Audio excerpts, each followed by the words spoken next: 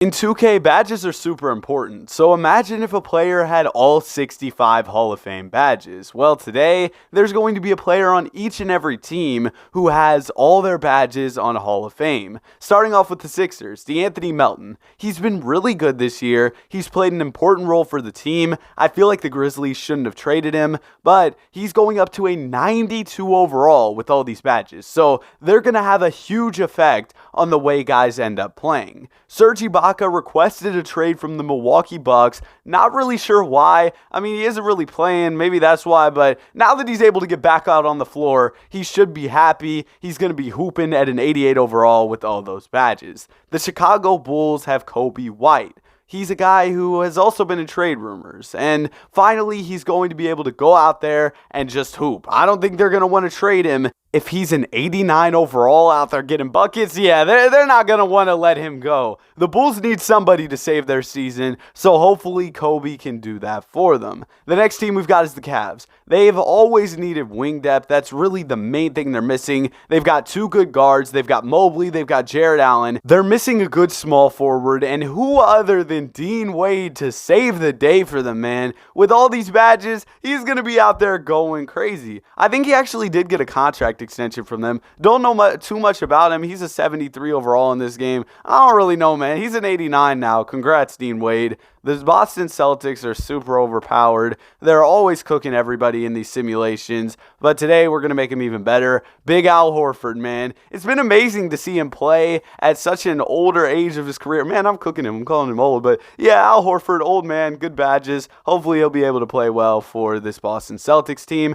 I don't know why. I wanted to be nice to them. I went ahead and moved around some positions to get everything right. JT's going to play the 3, JB's going to play the 2, and then you're also going to have Horford at the 4. I saw something that Kawhi wanted the Clippers to get a better point guard, so Reggie Jackson, he's going to be that guy for the Clippers. Basically, it's just playoff Reggie from 2021? He was going crazy back then. For the Grizzlies, I think a lot of people like Santi Aldama. I don't know too much about him, to be honest. Hey, how do y'all Grizzlies fans feel? Y'all have been on a losing streak lately. Ever since the Shannon Sharp thing, man. Did y'all win recently? I don't know. There was a 5-game losing streak at one point. Call me a casual. I don't really care. Frank Kaminsky, Frank the Tank, a legend of basketball. Oh my goodness. A legend of basketball goes ahead and goes up in overall for the Atlanta Hawks. I know I have a Heat fan favorite, Duncan Robinson. So he's going to get to play even more now that he has all these Hall of Fame badges. This is basically just Bubble Duncan, the bubble team, the bubble frauds. Oh man. Y'all should subscribe though. I promise y'all I'm joking. And if you like the videos, you should subscribe to the channel. I'll probably make some jokes that make you mad, but just know I'm just joking. Don't get mad. It's not too serious.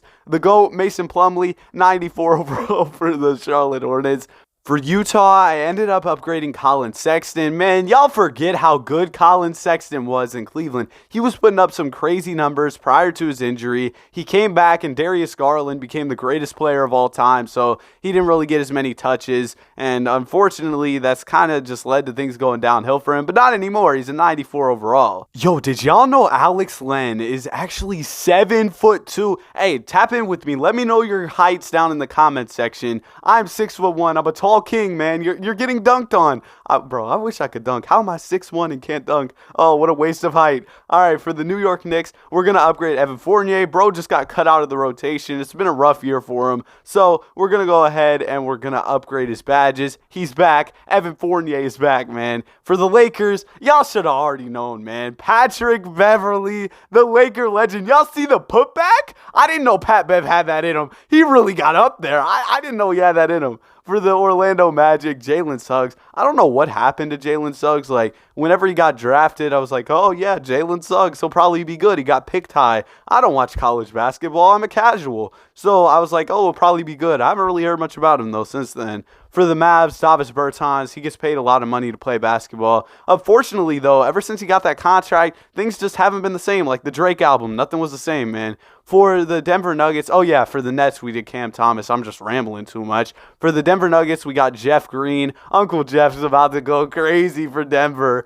For the Indiana Pacers, I went ahead and I upgraded Goga Badatsi. He's a guy who got drafted and then I just didn't really hear too much about him. I don't know what happened. For the Pelicans, we're upgrading Devontae Graham. Devontae Graham, he's kind of a confusing player. He was good in Charlotte, but the efficiency has always been a struggle for him. He did put up numbers in Charlotte, though. Now that he's in New Orleans, I feel like New Orleans probably regrets letting go of Lonzo. But then again, Lonzo's had his injury issues. I hope he gets healthy, man. And Kevin Knox is going to be our guy for the Pistons. New York Knicks legend Kevin Knox. And then for the Toronto Raptors, didn't really know who to upgrade here. I ultimately decided on Chris Boucher. I honestly have no idea why. Once you go through all of these teams, eventually the thought process just completely diminishes and you're just like, all right, Chris Boucher, you're going to get all these badges. For the Houston Rockets, this is just, oh my goodness. The Rockets have been so bad for the past couple years. I'm sorry if you're a Rockets fan. You've probably witnessed a total of like 12 wins over the past 3 seasons. But we're going to upgrade Eric Gordon. I know that man doesn't want to be there. Bro's pushing 40, and he's still on this rebuilding team with a bunch of young men who don't know how to play defense. It's unfortunate. Yo, I'm sorry, Rockets fans. I know. I'm sorry if you're a Rockets player watching this video. Please subscribe. But for real, man, don't take it too serious. I'm just joking around, and I want to thank y'all sincerely for all the support on the channel. Y'all are the best. Jay Crowder, number 99. He's going up in overall. He's past the 90 with those badges. And then for the Oklahoma City Thunder, I didn't know who to upgrade. They need to get Shea some help, though. At the trade deadline, I feel like they got an opportunity to really go out there, maybe be a play-in team this year, but maybe it's a little too early for them. I'm not sure. And I ultimately decided on Poku. He's got a cool offensive game. He's really tall. He's good at basketball. So, yeah, decided on him. And then for the Timberwolves, man, oh my goodness. Deloading. D'Angelo Russell. They've been calling him deloading. I feel like we've been waiting on him to load for quite some time now. He had that good season with the Brooklyn Nets, but ultimately he just never really progressed from there. He's having a good year in Minnesota this year. Hopefully they don't trade him. I think he just needs a consistent opportunity. I hope they keep him there in Minnesota and everything goes well. For the Golden State Warriors, James Wiseman, the number 2 overall pick. We've never really seen him reach that potential yet. It's an awkward situation, an awkward fit there with trying to develop him while you're also trying to like win a ring. So don't know how that's really going to work out. It hasn't worked out so far. For the Washington Wizards, Kendrick Nunn, former Laker legend. It's only right he starts going off once he makes it to Washington. I saw some Laker fans freaking out because Kendrick Nunn had a nice dunk when he was with the Wizards, and everybody was like, oh, where was this when he was in LA? And I was like, man, I feel like I saw Kendrick get up a couple times, get some nice dunks. Like, I don't know. I feel like it was an overreaction. I remember THT threw one down, and everybody was like, oh my goodness, the Lakers, they sold with the Patrick Beverley for THT trade.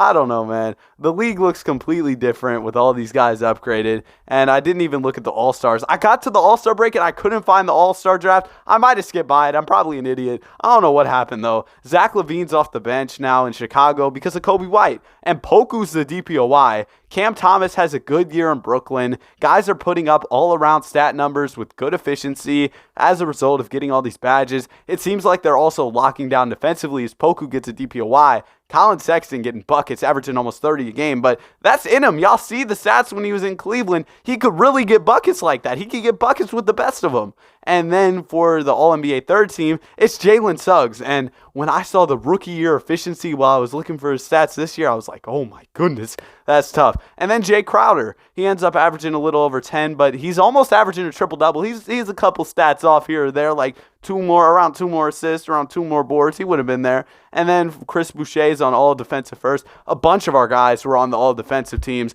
They were locking down, but that makes sense. You're giving them all the badges. They're going to be able to lock down defensively. All the other players didn't even stand a chance. Our guys took over the all defensive teams. And Evan Fournier is a 3-and-D guy. Yeah, he would be nice in New York if he could fill that role and shoot the way he was shooting in this, but obviously that's kind of crazy. We just gave him all the badges. Of course he was able to go crazy. And then Jakob Poeltl, he was the guy we upgraded for the Spurs. Good defensive player in real life. He might end up getting traded at the trade deadline. We'll have to see with all the trade rumors. Y'all know how trade rumors go. There's a ton of them. We don't end up seeing as many trades as we do rumors. But let's go ahead and let's get into the NBA standings. Man, the Warriors with James Wiseman running that 5 spot, if he could really develop like that in real life, they would be almost unstoppable. The Denver Nuggets with Jeff Green are the 2nd seed. They're playing well in real life as well. And then the Clippers, they get a PG who's over a 90 overall. They go crazy. The Suns, the 5th seed with Jay Crowder. The Lakers with Patrick Beverley. They have a good season. And the Mavs were the 4th seed, by the way, with Davis Bertans. And then the Grizzlies, Santi Aldama has a solid year. He was on all the defensive, I believe. And they're the 7th seed. D'Lo went crazy. I feel like he's an all-NBA snub when you look at his stats that he put up. Gary Payton II doesn't put up too crazy numbers, but hey, the Blazers were at least able to make the play-in. They might be around there in real life. Vontae Graham puts up a good season. But, man, like I was talking about, the efficiency early on in his career, or really just so far in his career, has been pretty rough. Below 40% from the field for all of his seasons that he's played so far in real life. And then the Celtics, yeah, they're kind of unstoppable. I gave them Al Horford in the 92. I should have just upgraded their lowest player and put the badges on, but I didn't really want to be a hater. I wanted to help them out, but like they're going to be crazy. And then you've got Serge Ibaka hooping for the Bucks. For the Chicago Bulls, Kobe White was going crazy. He was out there really scoring. And then for the Cavs, Dean Wade, the triple single as an 89 overall is kind of crazy. The Toronto Raptors, Chris Boucher, I mean, his numbers are kind of similar to what they were before. More assists and stuff, but like, come on now. And then Frank the Tank, he had a solid season. They ended up trading Clint Capella to the Celtics, which makes the Celtics even better. And the Brooklyn Nets, they have a ton of bucket getters. Kyrie, CT, and then they also have KD. That's pretty tough. The Magic actually make the play-in with Jalen Suggs, which is kind of crazy. And the Knicks, they do much worse than they're doing in real life right now with Evan Fournier as an 88 overall. Kind of surprising there, but I feel like the Knicks aren't a crazy 2K team. Let's see if we got any close first-round series that we can hop into, we can simcast. And we've got a Battle of LA Game 7. We've got the Mavs-Suns rivalry Game 7. And then out east, we don't have any Game 7s. So really, the West is where we're going to see a lot of the competition here in the first round. The Lakers end up taking the Battle of LA matchup by 10 points. PG, playoff P, man, he's here. 38 points. But the real playoff P is playoff Patrick Beverley. You can't even see him on the stat sheet, but y'all already know he was out there with at least 10 screams, 4 technical fouls, and 3 ejections as the Lakers end up winning this one behind Patrick Beverley's great performance. And then you have the Golden State Warriors also going to a Game 7. The Mavs go to a Game 7 against the Suns, where they end up winning. The Luka special, he went ahead and went crazy out there, man. But y'all already know, Luka and cooking the Suns goes together like peanut butter and jelly. All right, let's go ahead and let's get into this Game 7. We got the Warriors and the Pelicans. And the Pelicans are looking to inbound the ball here, but it takes them a little too long. So they absolutely sold in the Game 7. Imagine in a Game 7, you catch a 5-second violation. At least pass the ball in, and if you turn it over, yeah, okay. But you don't even get the ball in? Are you serious? Yeah, the game is basically over. Steph Curry's at the line. That's automatic points. This isn't the 2016 finals. He's not going to fold here. And the Warriors are moving on behind Steph Curry with 23. They've got a lot of depth. They're going to be a tough team to beat here, but remember, that Boston Celtics team, they're still in it, and they're going to be tough to beat. The Cavs are in here. You got the Sixers, you got the Bucks, the Lakers, the Nuggets. You've also got the Dallas Mavericks, but they're going to need a miracle from Luka to get past the Warriors, and so far it doesn't look like that's going to happen. The Warriors get out of there in 5. Got some more close series, though. The Lakers end up getting out of there in 6, and then out east, we're moving on to 2 pivotal Game 6s as the Cavs are able to force a Game 7, but ultimately end up losing by 20 points to Jason Tatum and the Boston Celtics. But when you have this type of team, they're going to be tough to beat. 4 guys score 20 plus, and I feel like those 4 guys probably combined for over 100. My math isn't too crazy. Yo, my latest math quiz, man. The grade's looking rough. Y'all got to wish me some luck. We got to get that math grade up. And then the Cleveland Cavaliers, not the Boston Cavaliers, the Cleveland Cavaliers, Darius Garland drops 31, just not enough. They lose by 20 points. This game is over. Pretty unfortunate for them, but we're moving on to the conference finals. Bucks Celtics, the Celtics just have them outmatched. I don't know what to tell y'all. Al Horford, he's the Giannis stopper at a 92 overall. He's going to be cooking Giannis out there. And then we've got the Golden State Warriors taking on the Lakers. Steph versus LeBron. Adam Silver's in his office, just absolutely excited. A Steph versus Bron series. We need to see it again, man. Or a Bron versus KD series. We need something like that. the Lakers are actually looking to upset the Warriors, and they do it. They're making the finals against that Warriors team. Bron's got to be going crazy. And then the Celtics end up making it. Jason Tatum and Boston end up moving on in 5 games.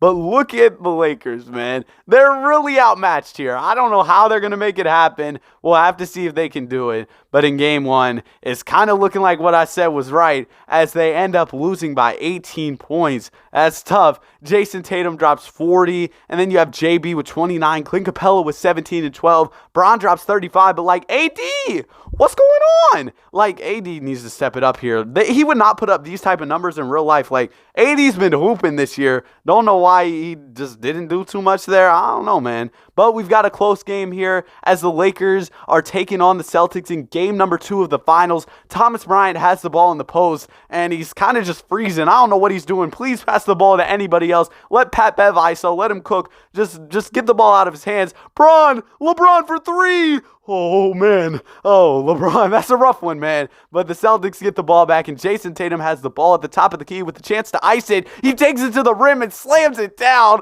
Bron, it's not looking good for you. What happened? He got blown by. All 38 years of his age were really showing there as he gets blown by Jason Tatum. But he has a chance to answer here. The Lakers could still stay alive if Bron can get a bucket. He takes the shot, and he's blocked by JT.